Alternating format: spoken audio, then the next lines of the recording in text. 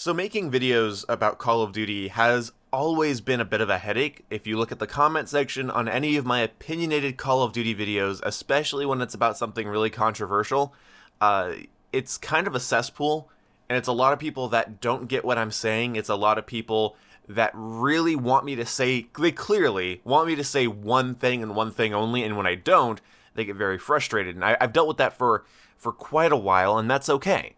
I understand that the Call of Duty community is very passionate, they're very paranoid, and I think they have reasons to be both of those things. Unfortunately, though, my patience runs out very, very quickly when it comes to people demanding a certain severity in the way that I describe a topic. So, as everyone knows, there's a watch that allows you to see your kill death in a game, whereas the scoreboard in-game does not show you your deaths, only your kills or your captures or your score, whatever. Now, I said in a video that just uploaded this morning, as at the time that I'm recording this, I said in that video that that's dumb, it's ironic, it's stupid, and they should just put the deaths back on the scoreboard.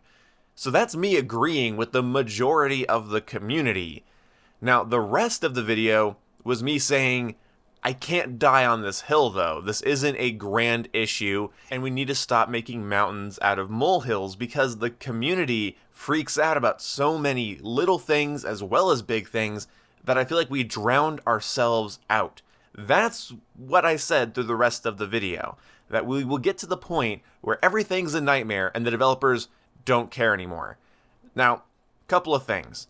First of all, to all of you saying that, oh wow, they're adding a $20 watch and they're not fixing the game, the people that design the microtransactions and market them in the store are not the same people that fix bugs and glitches and balance weapons and footstep sounds. That's why elite skins came out in Siege during massive bugs and issues, because somebody else is working on the microtransactions while the other people are working on something else. They're not telling the people that fix the bugs to make DLC. That's not how that works. But again, there's more of that COD player paranoia. I also saw comments saying, ooh, sometimes you attack Modern Warfare and you bash it, and sometimes you're pro Modern Warfare, make up your mind. And no, that's not how life works. You don't get to tell me that I'm supposed to only bash Modern Warfare or only praise it. I have to be pro or against it. I'm not allowed to say nice things about it here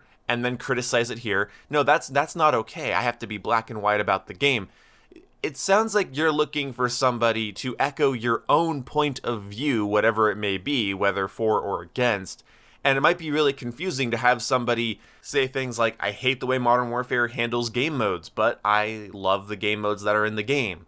It might be weird to hear somebody say, I love the maps, but I hate the way that the core gameplay mechanics, disincentivize aggressive play. I enjoy the game, but I don't like the dev support we're getting right now. Like, those are the things I've been saying recently, which are courtesies I extend even to the Call of Duty games that I dislike a lot. And in fact, on this channel, that's usually the type of courtesy I extend to pretty much every game that I talk about. So it's not hypocrisy, it's not flip-flopping, it's I like this, but I don't like this. That's the way life works. I'm sorry if I'm not echoing your current opinion. Go watch somebody else, I guess, or, I don't know, form your own opinions in spite of what other people say. But I guess it kind of hurts my feelings a little bit, or I guess it makes me feel like I've lost a battle that I've been kind of fighting for years, when it gets to the point that I'm not allowed to say I agree with you, but not the severity in which you're talking about something. Like, that's a totally normal thing to say, by the way, kids. I agree that the KD watch is dumb. It's very dumb. And deaths should be in the scoreboard. I'm just not going to pretend that deaths need to be in the scoreboard, and it affects your KD, and it makes you do better if you can see how many times you've died. You know when you're doing poorly, okay? If anything, they kept the deaths out of there to stop discouraging players from playing the game. Because I know really bad players, when they're having a rough game of domination, don't like loading it up and going, oh, I'm 15 and 21, I'm out of here. And I've seen people do that. And I don't know if maybe they realized, hey, if we take deaths out of the scoreboard, there's less rage quitting. Because I do know there are people out there, and I've played with 3 people like this in my life, that when they see they've gone to a certain point of negative in a lobby, they just leave. They think, well, this is not recoverable. I'm not going to be able to fix my KD. I'm going to lose this game anyway, probably, so bye. So I had a friend actually that I played with that always did that. If they went a certain amount negative, they rage quit. I do not play with that person anymore, and they probably hate this game because then they don't know where and when to rage quit. But again, that's just me seeing both sides of it. Obviously, the deaths should be on the scoreboard. That's where they've always been. That's where they always should be. And if their purpose was really to sell an overpriced cosmetic bundle, you know, it's like, oh, we'll take the deaths out of the scoreboard and then we'll sell a really expensive watch that you can only get by spending $20, and we'll make millions and millions of dollars from people that want to see their deaths in game. Like, if that's really what their plan was, that's stupid as hell. Because it's a non-issue. Being able to see your deaths in a lobby is a non-issue. I'm sorry. I have also people in my comment section saying, oh, it helps your KD, it helps you do better to see how many times you've died. Sure, buddy. Sure it does. If you need to see a direct number of like how many times you've died in order to change your playstyle, then there might be something wrong with you. Or at least I've had no problems adjusting my playstyles and doing better later in a game after doing poorly. I just haven't had that problem. I don't need to see my deaths to, you know, gain some sort of success. I can have a really bad game and still bring it around. I didn't need to see the exact number of times I died. But that's what I was saying in that video, and it kind of feels like I'm losing some sort of proverbial battle here when I can agree with the community, but not the severity in which they're treating something, and I'm, for some reason, defending Infinity Ward? Like, that really blows my mind. That's like your friend getting mad at Taco Bell for taking away their favorite item off the menu, and then you go to console them by saying, well, you know, I agree, that's stupid, but I think you're overreacting, and they're like, oh god, you're on Taco Bell's side, you know? No, I'm sorry. But this whole, like, cancel culture spreading its way into, like, Call of Duty, and, like, these Call of Duty YouTubers making videos like, oh, fuck Activision, fuck Infinity Ward, you know, we don't get to see our deaths, but you can buy a watch that shows you your deaths, that's it, nail in the coffin, bullshit game, broken as fuck, like, that, if that's what you want from this channel, unsubscribe right now. I remember when the Black Ops Pass got revealed back before Black Ops 4 came out, and I had the same stance that, oh yeah, it's stupid that there's a season pass, but I was upset because the community was phrasing it as Call of Duty robbing you. As if selling people a season pass is robbing somebody in some way. Like, here's a product, you can buy it or don't. Oh my god, you're robbing me. Like, I'm sure, it's robbery. Whatever. I've seen people describe the in-game cosmetics in Modern Warfare as robbery, but it's like, okay, yeah, it's a robbery that you can just completely choose to ignore. That's usually the definition of a robbery, right? Yeah. You know, this all becomes really interesting when you place the context that we're talking about electronic toys here. You know, this isn't bread, milk, and gasoline.